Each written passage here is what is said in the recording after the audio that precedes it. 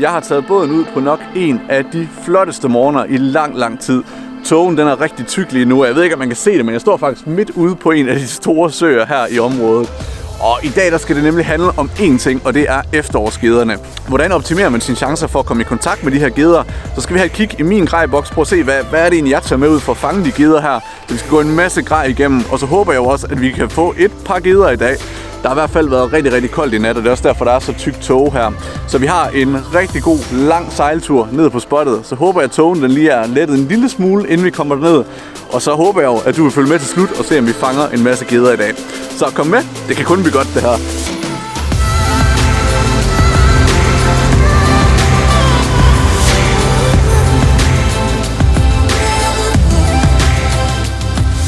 Efter en lille sejltur, så er vi simpelthen kommet ned til første spot. Som I kan se, så er der allerede, tågen er begyndt at lette en lille smule her. Jeg tror ikke, det har den store betydning, men vi kunne jo være heldige, at der var en morgenfrisk gede, der vil lege med. Så jeg tænker egentlig, at inden at der sådan kommer alt for meget knald på solen, fordi det er meget stille i dag, så tænker jeg egentlig bare, at vi skal skynde os, få rigget en stang op, og så bare begynde at fiske sivkanten henad her. Så lad os få fundet noget endegrej. En af de stænger, jeg har taget med i dag, det er jo Savage Gears æske 4 stang, og det er altså en af de mest allround stænger, jeg kender. Det her det er Power Games-serien, og dem kan man egentlig både få i 2-delte og en 4-del travel-model. Og så har den her grønne camofarve her. Jeg tænker egentlig, at her til at starte med, der fisker vi jo over en 3-4 meter vand, så jeg vil egentlig gerne have noget, der giver en god silhuet. Og en af de ting, jeg oplever ofte, det er egentlig, at når man fisker her om morgenen, så kan man altså være rigtig heldig, at fiskene virkelig gerne vil stige til avnen. Så der kan man egentlig med fordel nogle gange fiske lidt højt i vandet, og så egentlig bare tage en stor avn. Denne her, Mewers Mouse, den kender de fleste efterhånden, og det er i hvert fald en, man skal have liggende i sin grejboks. Den kommer i den lille her, og så kommer den også i en noget større. Så jeg tænker egentlig, den lille, den starter vi med. Det er sådan en variant, der er helt sort, og så er den en lille smule pink i sig.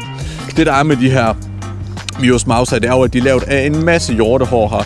Det gør altså, at de ikke synker særlig godt, så man skal ofte lige have en lille sådan clip-on-vægt på snuden af dem. Men når det så er sagt, så flytter de altså bare en masse vand, og de har en kæmpe profil op imod himlen. Så når gederne lige er hugget, og også faktisk mange gange på de svære dage, så kan sådan noget som en Mewers Mouse altså være alfa og omega. Så det bliver det første, vi starter med.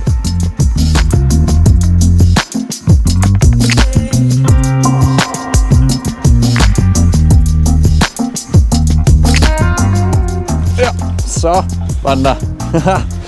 Første gede. Ja tak. Kæft, den er bitte, mand. Hvad sker der? Og så tænker man bare sådan inde i sig selv, hvorfor tager sådan en lille fisk sådan en stor avn? Men det gør man nu ikke noget. Så er vi da ligesom i gang.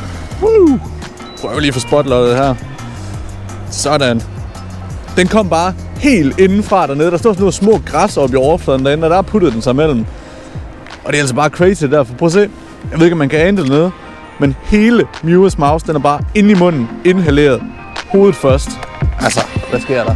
Det kan godt være, at det ikke er jordens største fisk det her, men når den vælger at tage den lille Mewers Mouse sådan her, head first, helt ned, så fortjener den næsten lige et lille kig. Jeg kan vist roligt bare sige, at den her gede, den var sulten i hvert fald. Den får sin frihed igen. Op til. Bum. Stiller den så ned. Men det der er fedt, og det man kan opleve her om morgenen, det er også bare, at rammer man det sted, hvor fiskene de står, ligesom her, nu har jeg fisket den her strækning af på omkring 100 meter, og så rammer man altså bare lige pludselig et sted, så står der en fisk, og den er hugvillig.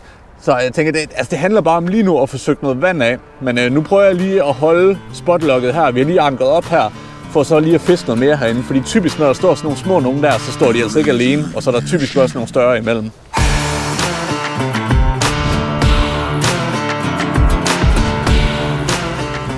Nu hvor vi har fået fisket med lidt forskelligt, noget Mewers Mouse, som egentlig virker rigtig fint osv., så tænker jeg egentlig, det er tid til at springe lidt videre. En af de ting, jeg vil sige, man altid skal have her om efteråret, det er en avn, som sådan vugger stille og roligt, har en lille smule doven gang i vandet. Og der er flere avn på markedet, som har det, og nogle af de mest populære, nogle vi sælger rigtig mange af, og som jeg også selv bruger rigtig meget, det er jo sådan nogle som den klassiske Picshad. Det her, det er den nyeste version af Picshad, den der hedder Picshad Tournament, og den er en lille smule mindre end de andre Picshads. De kommer selvfølgelig også i den klassiske juniormodel her, som er 20 cm, og så kommer de også i større, helt op til 26 cm faktisk. Men en idé, når man kommer herhen til efteråret, når det bliver lidt koldt, det er også at begynde at gå lidt op i arvens-størrelse. Simpelthen fordi, at I skal tænke på, gederne, jamen når vandet det bliver koldt, de vil gerne gøre så lidt for føden som overhovedet muligt. Så hvis de skal jagte en helt lille en 10 gange for at få, hvad det kunne svare til, hvis de skulle jagte en stor en gang, jamen så tager de typisk den store. Så hvis der kommer en stor snack forbi en gede, jamen så hugger den sgu nok på det. Så nogle gange kan det altså godt betale sig at upsize rigtig meget her i efteråret. Men jeg tænker egentlig, at jeg vil prøve sådan en... Prøve med den mindste først, så ser vi lige, om det giver noget. Og så har jeg egentlig bare rigget den på sådan en lille offset-krog her. Den har sådan en slot op på ryggen og nede under maven, så det er egentlig nemt lige at få rigget den på offset-krogen her. Det er simpelthen bare fordi, der er en masse grøde lige her i området, hvor jeg står på, så vi skal prøve at fiske sådan over det her grødebælte her. Så lad os give den en skud.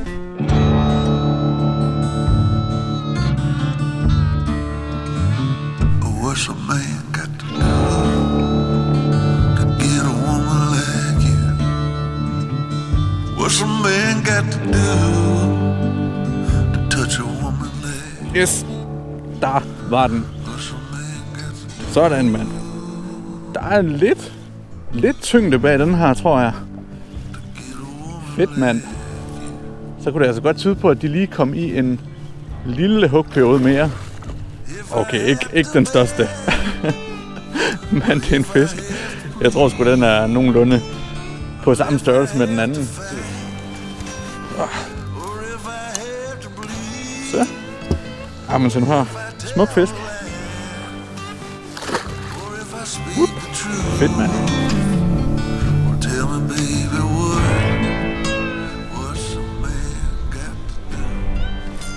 Yes, der var den igen. Okay, nu ved jeg godt, sidste gang sagde jeg, at den var større. Men den føles altid lidt større den her gang. Lad os lige prøve at se en gang. Kæft, det blæser også, mand. Er du da sindssyg? Oh my god. Okay, den føles større, den her. Men det kan godt være, at det snyder. Ellers er den bare mega tyk. Prøv at se, hvad der kommer ind her. Lidt større er den da. Men ikke nogen kæmpe fisk. Hvor satan her. Fedt, mand. Gør ham her. Ja, tak. Fedt, mand. Den er noget større end de andre. Slet ikke nogen kæmpe, men noget større i hvert fald. Wow. Se nu her, der smed den også avnen. Igen, en knaldfin fisk. Lidt større den her gang, men kæft hvor er de bare flotte, mand. Er du nu sindssyg? Prøv at se her. Bum. Den får sgu også friheden igen. Det er jo vitterligt bare lige nu. Bare ligge lige så stille med elmotoren henad. Bare få kastet ind mod og ligesom trukket den ud over kanten. Og som jeg nok har nævnt før, altså specielt her om efteråret, så er det bare det der med at få det ud over kanterne. Altså gerne ind fra lavt vand, og så ud over kanten til et solidt drop-off. Det er altså der, de har stået i dag i hvert fald. Og hvis det fortsætter sådan her, så kunne det godt blive en rigtig vild dag.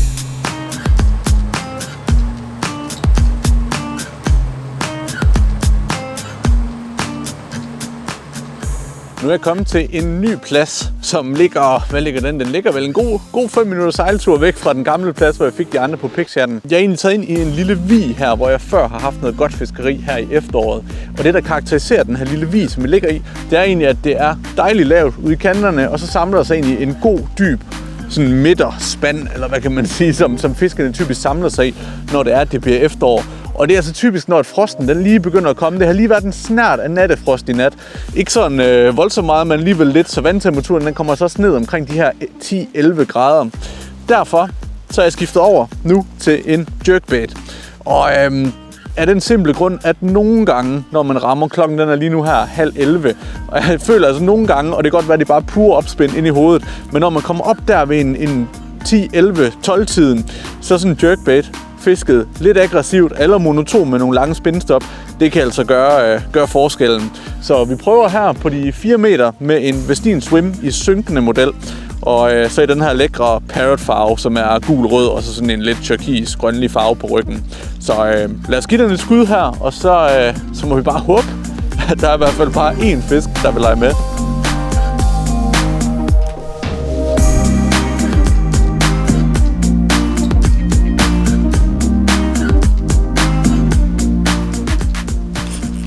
tak. Gal et hug, mand.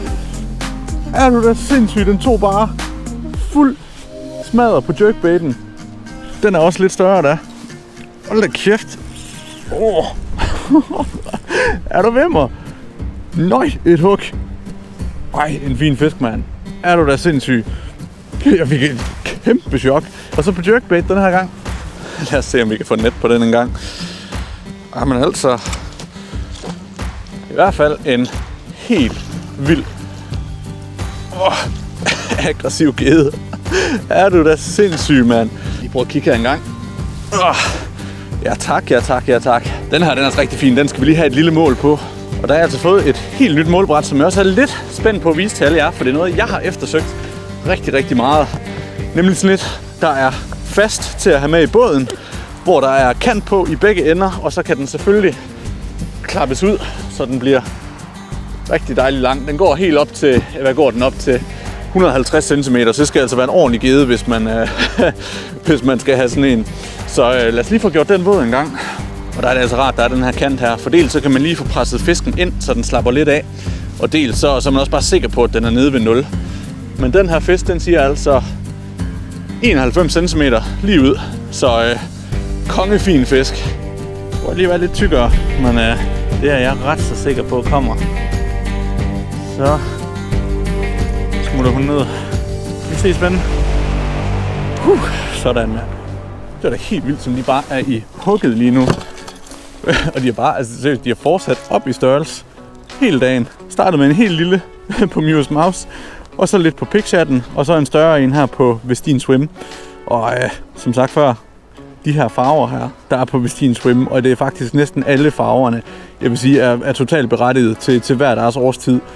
Nogle gange her om efteråret, så har jeg ligesom oplevet, at det er sådan nogle farver, ligesom den her parrot-farven, hvor der er noget knald på, noget rød og så videre. Og andre gange, så er det altså noget helt neutralt. For eksempel der er skede farve eller arbor-farve, skallefarve for den sags skyld. Og der er jo rigtig mange brands, der er begyndt at lave den her form her, simpelthen fordi den er så fed. Jeg ved ikke, om man kan ane det hernede, men det gør simpelthen, at når man... Hold kæft, det blæser. Det kan godt være, man ikke kan se det. Men avnen, den går altså sådan her nede i vandet, bare man spinder det monotont ind. Så det gør altså også, at den her type jerkbaits, de er altså super, super nemme at fiske.